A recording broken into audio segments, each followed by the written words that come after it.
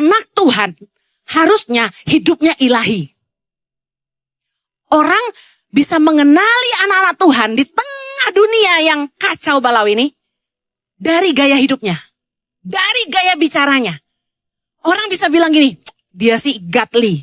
Orang harus bisa melihat warna dan rasa di hidupmu, ada Tuhan di situ. Ada nilai keilahian bahasanya di dalam hidupmu. Kalau kita tidak bisa memberi rasanya Tuhan, artinya kita tidak bisa menunjukkan Tuhan dalam hidup kita. Bagaimana Tuhan bisa menunjukkan pribadinya kepada dunia? Dan bagaimana dunia bisa melihat Allah? Seperti apakah Tuhan?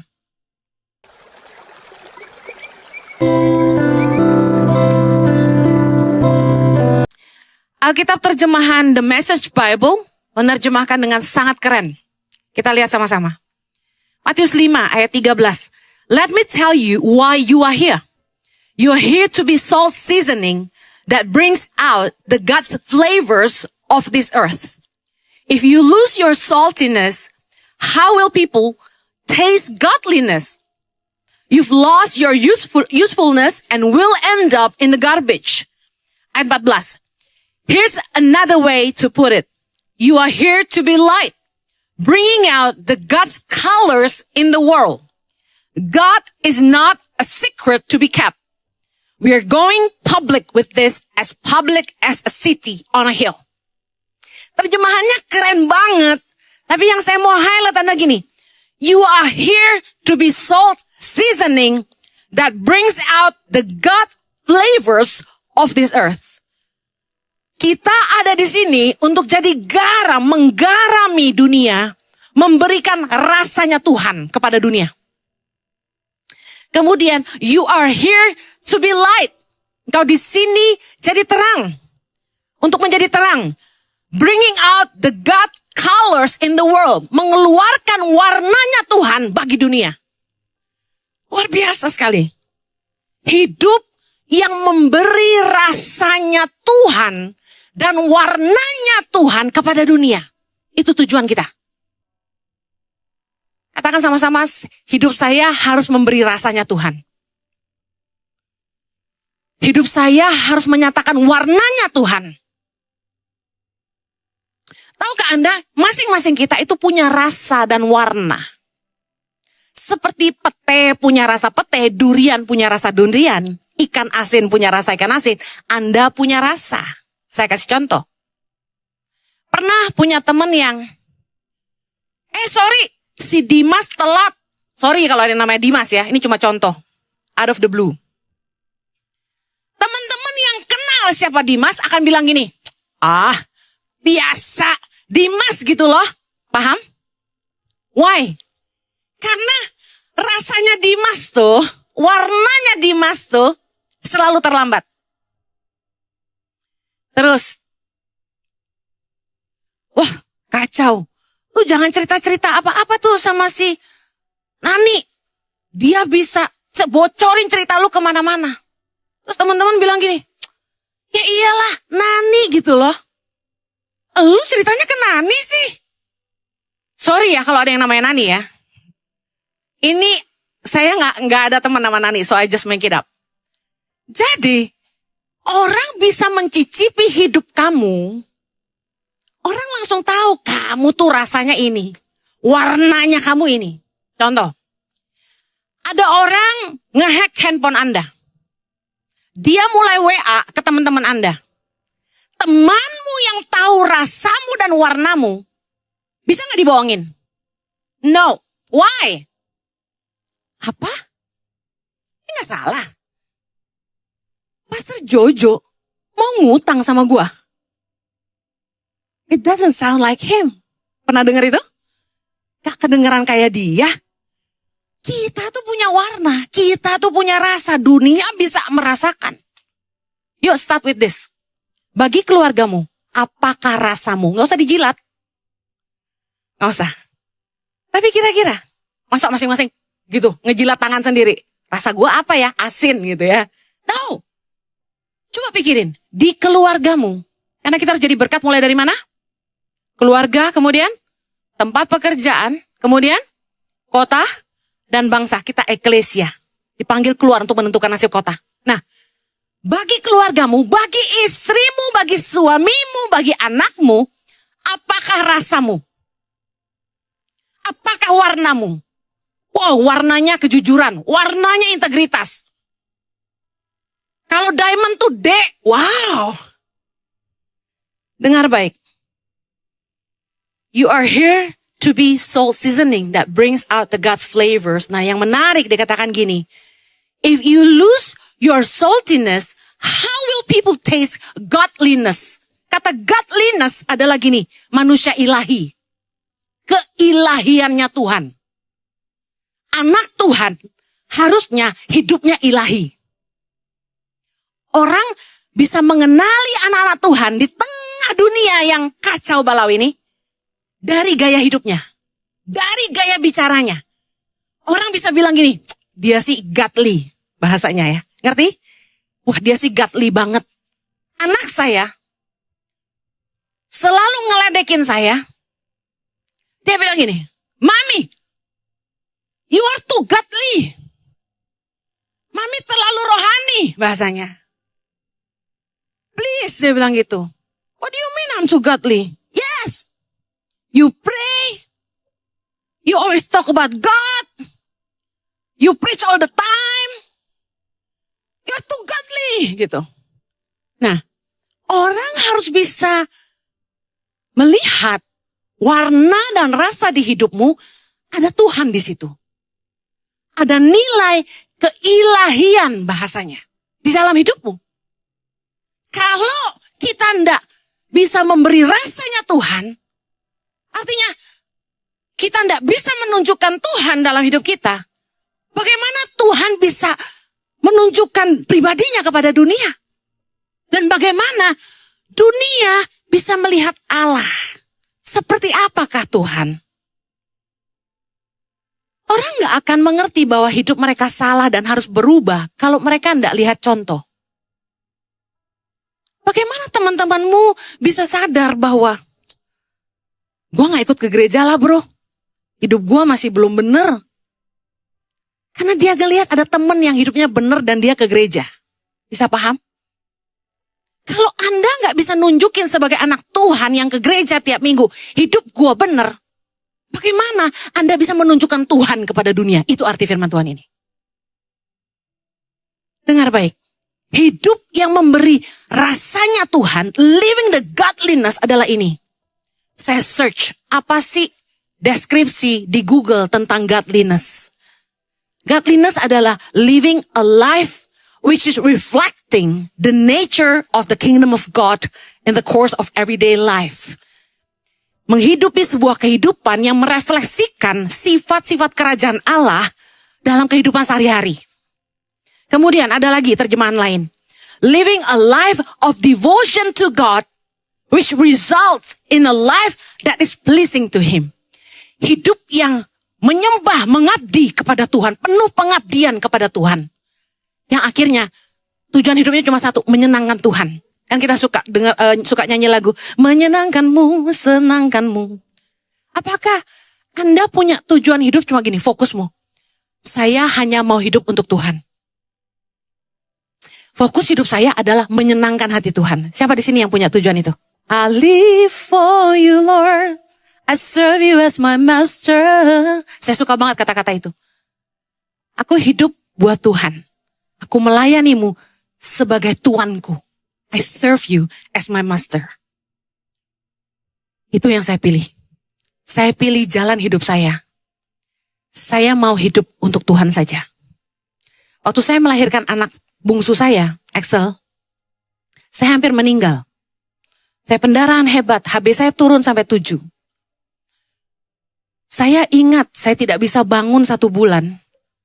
Dan waktu saya bisa duduk di tempat tidur pertama kali di rumah sakit, saya minta suster untuk ranjang saya ditegakkan. Dan ketika saya ditegakkan, di depan saya persis ada cermin. Dan saya terkejut waktu saya lihat wajah saya di cermin itu. Saya putih sekali. Anda tahu kalau orang-orang yang gak punya darah itu putih sekali. Sementara dari lahir saya gak pernah putih begitu. Saya kuning langsat meskipun keturunan Tionghoa asli.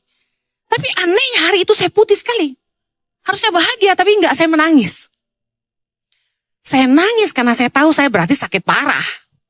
Kakak saya sudah nangis, adik saya sudah nangis. Dan saya ingat saya berdoa gini, Tuhan, kalau Tuhan kasih kesempatan saya hidup, saya hanya mau hidup buat Tuhan. Itu janji saya. Karena sebelum saya buat janji itu, saya masih coba-coba jalani hidup saya sendiri. Saya masih mau coba bisnis sambil pelayanan sambil bisnis. Tapi Tuhan tidak izinkan. Tuhan ingatkan saya punya nazar. Saya nazar sama Tuhan suatu hari waktu saya masih sangat-sangat muda, belasan tahun. Waktu saya kenal Tuhan, saya doa gini, Tuhan, selamatkan orang tua saya, selamatkan adik kakak saya. Kalau Tuhan selamatkan mereka, saya tukarkan hidup saya untuk Tuhan. Saya akan mengabdikan hidup saya sepenuhnya untuk Tuhan. Saya buat nazar itu waktu saya umur belasan tahun. Dan Tuhan ingatkan saya di usia 30 tahun, bayangin. Nah saya bersyukur, Tuhan kasih saya kesempatan. Nah, godliness adalah hidup yang mempraktekkan sifat dan karakter kerajaan Allah. Dan hidup yang menyenangkan hati Allah. Seperti apa sih hidup itu? Roma 12 ayat 1. Karena itu saudara-saudara, demi kemurahan Allah, aku menasehatkan kamu, supaya kamu mempersembahkan tubuhmu sebagai persembahan yang hidup, yang kudus, dan yang berkenan kepada Allah. Itu adalah ibadahmu yang sejati. Seperti apa sih sifatnya kerajaan Allah? Yang pertama, natur Allah itu adalah kudus. Katakan kudus. 1 Petrus 1 ayat 16. Baca sama-sama. Sebab ada tertulis, kuduslah kamu sebab aku kudus. Kalau kita mau menyatakan Tuhan, menyatakan rasa dan warnanya Tuhan di dunia, hiduplah dalam kekudusan. Firman Tuhan berkata juga, tanpa kekudusan tidak ada seorang pun dapat melihat Tuhan. Kalau Anda ingin menyatakan Tuhan dalam hidupmu, Anda harus berani memilih untuk hidup dalam kekudusan. Di tengah-tengah dunia yang gelap, yang penuh dengan kenajisan, Anda harus berani untuk hidup kudus bagi Tuhan. Daniel berketetapan dikatakan firman Tuhan, untuk tidak menajiskan dirinya dengan santapan raja. Hari ini anak-anak Tuhan, apakah Anda mau ambil keputusan? Aku berketetapan untuk tidak menajiskan hidupku. Aku mau hidup bagi Tuhan. Yang mau katakan amin. Ketika Anda dikelilingi teman-teman yang ngomong kotor, hidup najis, hidup dalam dosa, dalam kegelapan, bisakah Anda berkata tidak? Bukankah seringkali kita terjebak menyenangkan hati teman kita, tapi melukai hati Tuhan? Bukankah kita lebih sungkan sama manusia, tapi kita tidak jaga hati Allah? Apa sebaliknya? Anda fokus hatimu, aku hanya mau menyenangkan Tuhan. Tiap kali Anda mau buat apa-apa, pertimbangan hatimu adalah ini. Tuhan berkenan gak ya? Tuhan berkenan gak ya? Firman Tuhan berkata gini, segala sesuatu diperbolehkan, tapi tidak segala sesuatu berguna.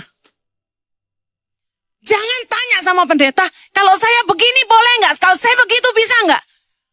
Kenapa kamu gak tanya sama dirimu sendiri di dalam hatimu? Sebelum Anda buat apapun dalam hidupmu, Tuhan berkenan gak kalau aku buat ini? Ada orang yang coba terus dekati saya dan kasih pertanyaan yang menjebak gitu. Orang Kristen zaman sekarang selalu cari kebenaran diri sendiri. Selalu cari ayat yang membenarkan tindakannya. Selalu menjebak hamba Tuhan supaya kalau hamba Tuhan itu berani keluarkan statement itu, dia akan pegang omongan itu dan dia bawa kemana-mana. Dia akan bilang, Ibu Heni bilang boleh kok. Gawat. Dengar baik, gak peduli kata pendeta, pendeta bisa salah. Karena pendeta juga manusia. Yang paling benar itu apa kata firman Allah. Jangan kompromi dengan dosa. Yuk ambil ketetapan sama-sama saya. Siang hari ini, taruh tanganmu di dada. Katakan gini, aku mau hidup kudus bagi Allah. Amen. Natur Allah yang kedua, terang, katakan terang. Efesus 5 ayat 8, kita baca sama-sama. Memang dahulu kamu adalah kegelapan, Tetapi sekarang kamu adalah terang di dalam Tuhan. Sebab itu hiduplah sebagai anak-anak terang. Ayat 9. Karena terang hanya berbuahkan kebaikan dan keadilan dan kebenaran. Kalau Anda ingin membawa warnanya Tuhan kepada dunia, warnanya Tuhan tuh terang, sekinclong berlian. Bahkan lebih daripada berlian. Diamond itu color tertinggi adalah D, delta. Tetapi saya percaya colornya Tuhan itu A. Amen, karena dia alfa dan omega.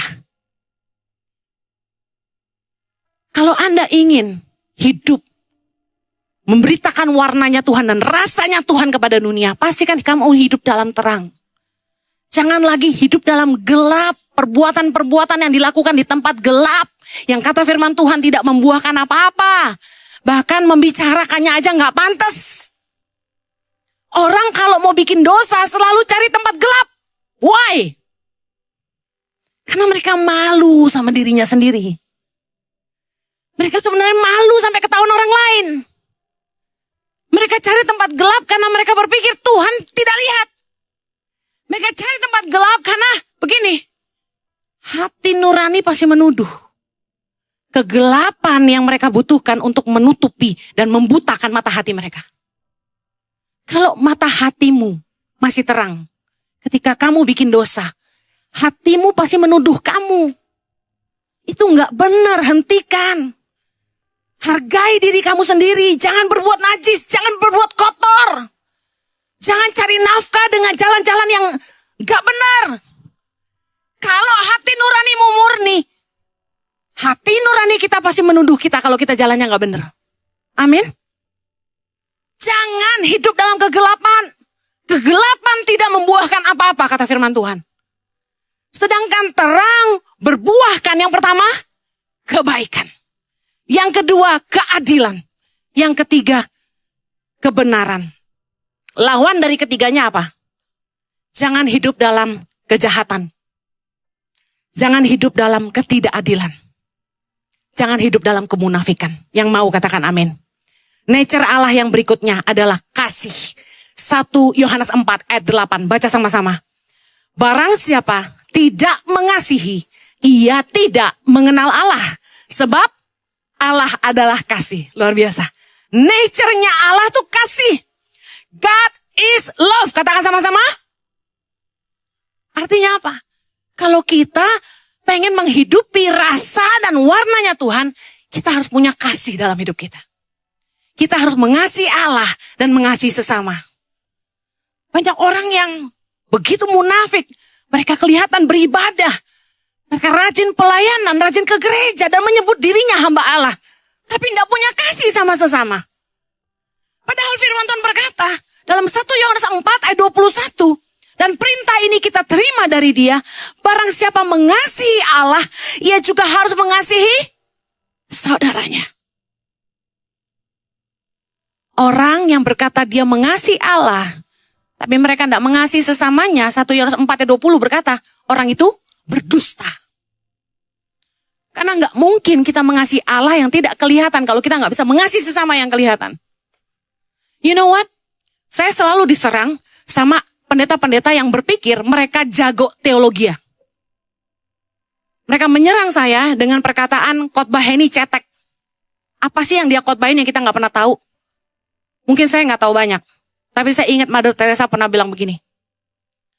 People don't care how much you know. People need to see how much you care. Orang mungkin nggak peduli kamu tahu banyak. Orang peduli kalau kamu peduli sama mereka. People need to know that you care. Mungkin saya cuma tahu 1 ayat deh katakan. Cetek banget sih, oke lah. Yang saya pegang cuma 2 ayat. Kasih Tuhan Allahmu dan kasih sesama. Itu aja deh yang saya hidupi. Tapi Yesus bilang, 2 hal ini saja sudah merangkum semua hukum dan kitab Taurat. Jadi saya nggak perlu baca semua Alkitab kalau saya hidupi, saya mengasihi Allah dan saya mengasihi sesama. Selesai. Artinya gini, kamu menggenapi seluruh hukum dan kitab para nabi, kata firman Tuhan. Kalau kamu mengasihi Allah dan kamu mengasihi sesama, that's it, that's all you need to do. Dan saya sungguh-sungguh hidupi dalam hidup saya. Saya mencintai Tuhan dengan segenap hati saya. Dan saya mencintai sesama seperti diri saya sendiri. That's all I need to do. Anda lebih prefer orang hebat tapi gak buat apa-apa, tapi orang yang biasa-biasa tapi penuh cinta. Anda pilih mana? Saya lebih pilih Jojo yang mungkin gak pintar-pintar banget waktu sekolah. Tapi tulus dan baik hati. Gak munafik, apa adanya. He love people. Selama saya hidup, jujur aja. Kalau saya bisa bertobat itu karena saya lihat manusia ini. Karena orang ini penuh cinta sama orang gitu. Dia baik sama semua orang, mau tua, mau muda, mau miskin, mau kaya. Dia gak pandang orang gitu. Gak pernah jahat sama orang. Orang sakiti dia cuma diam. Gak lawan. Tapi kalau dia rasa dia benar, jangan macam-macam. Tapi suamiku ngajarin saya arti cinta. Dia pria yang setia, suami yang setia, papa yang sayang anak-anaknya. Dan saya mau kasih tahu, he's living what he preach. Dia menghidupi khotbahnya, itu yang paling penting. Mungkin saya akan ketemu dengan pendeta lain yang lebih keren, lebih kaya, tahu firman banyak. Tapi kalau mereka nggak menunjukkan kasih mereka, saya nggak akan percaya. Saya lihat yang di depan mata saya aja deh. Saya dikecewakan sama banyak hamba Tuhan. Tapi yang saya tahu gini, kita nggak perlu menghakimi orang. Kita hidupi yang kita percayai. Waktu kita diomongin orang, kita sakit banget sebenarnya, tau gak sih? Kayak rese banget sih lo gitu kan ya. Diomongin orang emang enak. Direndahin orang emang enak, gak enak. Tapi biarin aja. Tuhan itu penuh kasih. Masa kita gak mau mengampuni? Nature Allah yang paling luar biasa, yang membuat hari ini kita diselamatkan, adalah murah hati. Kolose 3 ayat 13. Ini keren. Sabarlah kamu seorang terhadap yang lain. Dan ampunilah seorang akan yang lain. Apabila yang seorang menaruh dendam terhadap yang lain, sama seperti Tuhan telah mengampuni kamu, kamu perbuat jugalah demikian. Tuhan itu maha pengampun, makanya kita harus saling mengampuni, amin. Kalau kita pengen menebarkan rasanya Tuhan dan warnanya Tuhan kepada dunia, jangan jadi orang yang suka dendam. Jangan simpan kepahitan. Orang tuamu mungkin sakiti kamu, tapi sesalah-salahnya mereka orang tua kamu. Udah ampuni aja lah. Urusan masing-masing kita sama Tuhan. Dan firman Tuhan berkata, hormatilah ayahmu dan ibumu, titik. Gak ada koma. Gak ada kalau gini, kalau mereka tanggung jawab sama kamu. Kalau mereka keren. Kalau mereka kaya. Gak ada. Kalau mereka baik, gak ada. Kalau mereka gak pernah pukulin kamu, gak ada. Hormatilah ayahmu dan ibumu, titik. Jadi, sesalah-salahnya orang tuamu, ampunilah. Anda jangan bilang Bu Heni cuma bisa ngomong doang. Anda sedang lihat seorang anak yang pernah dibuang. Dan hari ini, saya tidak buang mama saya. Di hari tuanya, saya support hidupnya. Karena saya tahu, saya punya Tuhan yang maha pengampun. Saya juga harus mengampuni. Saya juga harus mengasihi. Amen. Mari ampuni. Siapa sih yang pernah bersalah dalam hidupmu? Tiap kali kita difitnah, kita dijelek-jelekin orang, kita disakiti orang, ambil pepatah Indonesia yang keren itu loh. Biarkan anjing menggonggong, kafilah terus berlalu.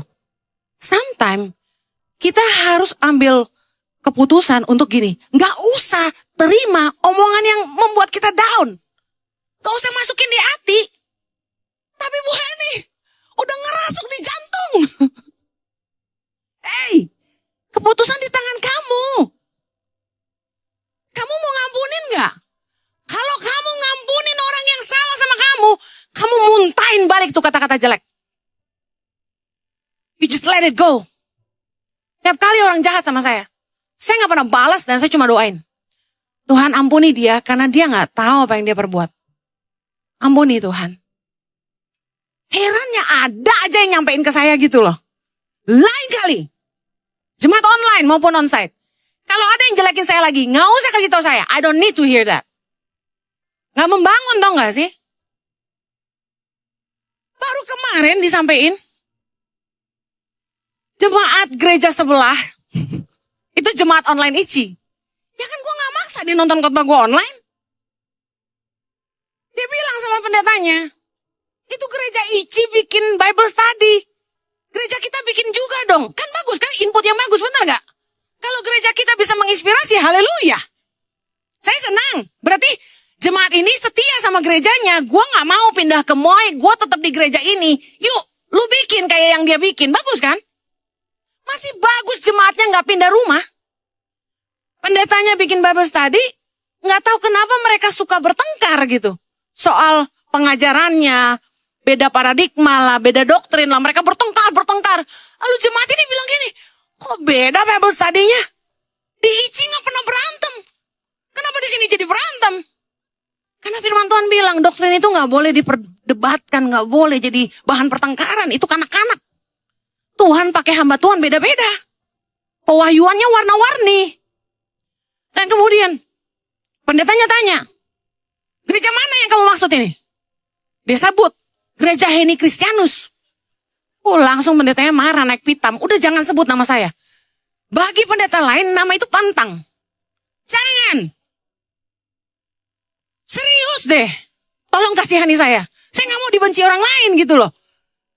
Gara-gara begitu pendetanya bilang gini, kalau dia mencetek gitu, cetek, untung dibilang cetek bukan ketek. Saya kaget gitu kan. Ya saya bilang memang sih saya cuma S2 kuliah teologianya.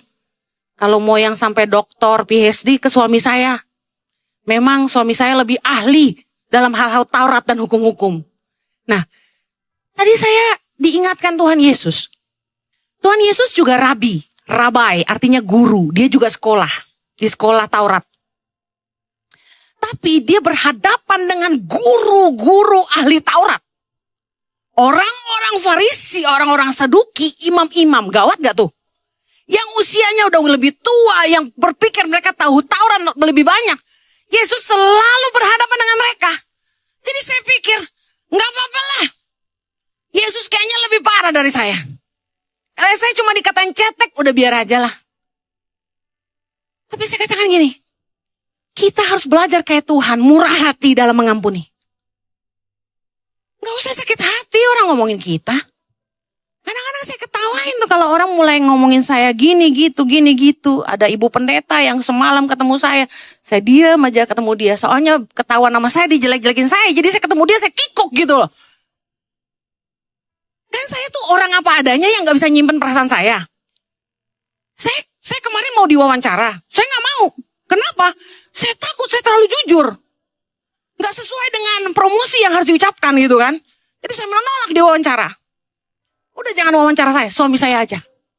Suami saya lebih pintar ngomong. Dan suami saya baik hati. Pasti isinya pujian semua. Ya kan? Nah, jangan gue. Asli nanti ya. Nah saya bersyukur gini, Tuhan itu punya nature pengampun. Bayangin kita ini loh kurang ajar.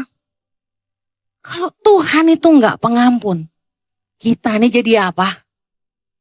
Makanya di dunia kita harus memberi rasa ini, mengampuni. Istri mengampuni suami, suami ngampuni istri. Terus suami istri kalau udah berantem tuh, saya cuma gini. Udah, ampunin aja. Selesai.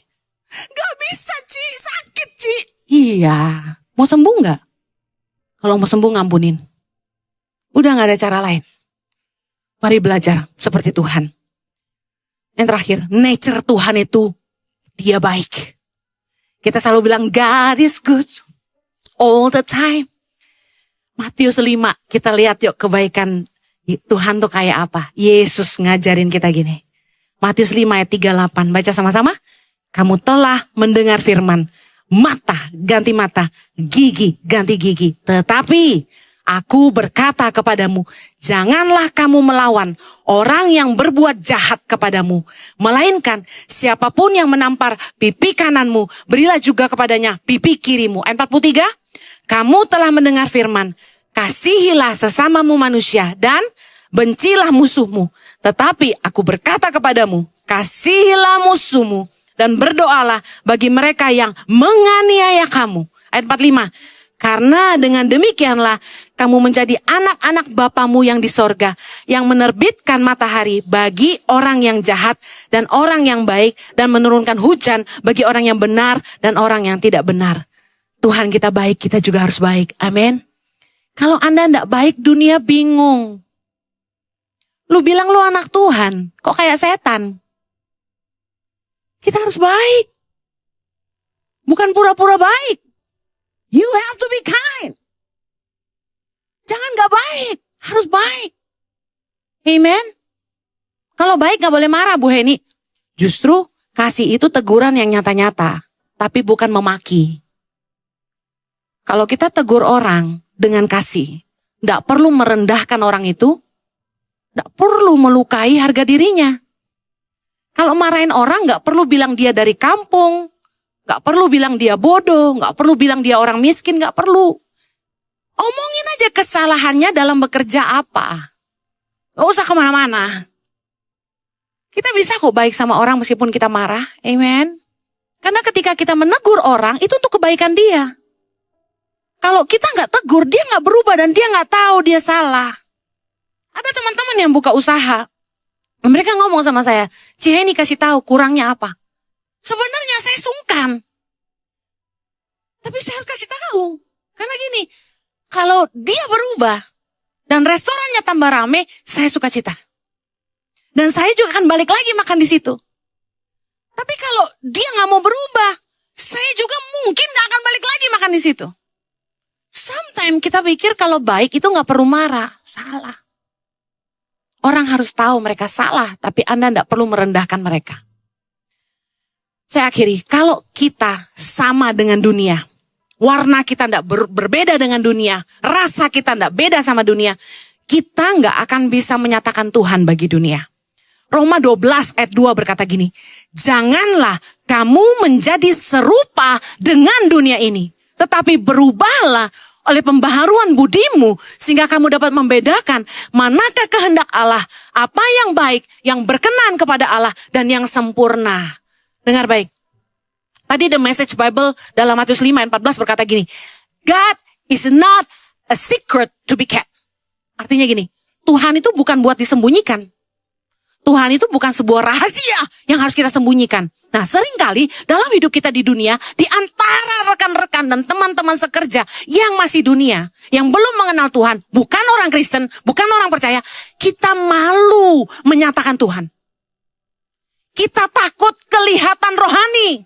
Kita takut kita nggak diterima. Kita takut kelihatan ilahi. Dan kita berusaha menyembunyikan itu. Makanya ketika mereka ngomong kotor, kita ikut ngomong kotor. Ketika mereka ngerokok, kita ikut ngerokok. Ketika mereka main judi, kita ikut main judi. Ketika mereka minum, kita ikut minum. Ketika mereka main perempuan, kita ikut juga. Awalnya Bu Eni cuma lihat aja. Tadi Pak Jojo khotbah tentang mata adalah jendela jiwa. Hati-hati dengan apa yang kamu lihat. Jangan menyentuh kenajisan meskipun dengan memandangnya. Karena barang siapa melihat seorang perempuan mengingini di dalam hati, sudah berzinah di dalam hatinya. Dengar baik, kalau kamu ingin menyatakan Tuhan kepada dunia, mari mulai hidupi nature-nya kerajaan Allah. Kita udah bahas tadi, kekudusan, kebaikan, hidup dalam terang, hidup dalam pengampunan, miliki kemurahan hati, seperti Bapa kita murah hati. Jangan ikut dengan teman-temanmu yang ngomong kotor. Jangan ikut teman-temanmu yang hidup dalam kenajisan dan dosa. Jangan hidup dalam kegelapan. Ketika sekelilingmu korupsi, kamu harus berani untuk berintegritas. Ketika teman-temanmu bersikap tidak adil, menindas orang lemah, merampas hak orang lain, kamu harus berani berdiri dan menegakkan keadilan. sebuah tindakan yang tidak favorit. Dan mungkin kamu akan kehilangan uang, kehilangan keuntungan, kehilangan jabatan. Tapi saya kasih tahu, semua itu gak ada artinya dibandingkan semua kemuliaan yang Tuhan sediakan bagi kita. Amen. Meski sekelilingmu kawin cerai, tapi kamu berani mengambil sikap. Aku mau mengampuni pasanganku. Dan aku mau tetap menghargai pernikahan kami. Amen. Ketika sekelilingmu ngambil jalan yang salah, pastikan kamu milih jalan yang benar. Anda tidak boleh jadi sama. Yang mau katakan amin. Mari kita berdoa. Bapa di sorga, kami mau jadi berbeda. Kami nggak mau jadi sama dengan dunia. Kami ingin menunjukkan rasanya Tuhan dan warnanya Tuhan kepada dunia. We are not the same. Kami nggak mau jadi sama dengan dunia. Kami mau menyatakan Tuhan bagi dunia. Kami pengen punya kehidupan yang ilahi. Ajari kami Tuhan. Bimbing kami. Biar firman-Mu menerangi langkah kami. Tolong kami di kehidupan kami yang nyata di luar sana. Dalam tempat pekerjaan kami, dalam kehidupan pernikahan kami, dalam hidup kami bermasyarakat. Kami bisa menghidupi firman Allah. Memilih kekudusan, memilih jalan kebenaran. Hidup dalam kebajikan, keadilan, dan terang Tuhan. Di dalam nama Yesus, mampukan kami oleh kasih karunia-Mu. Yang mau melakukan firman Tuhan sama-sama kita katakan.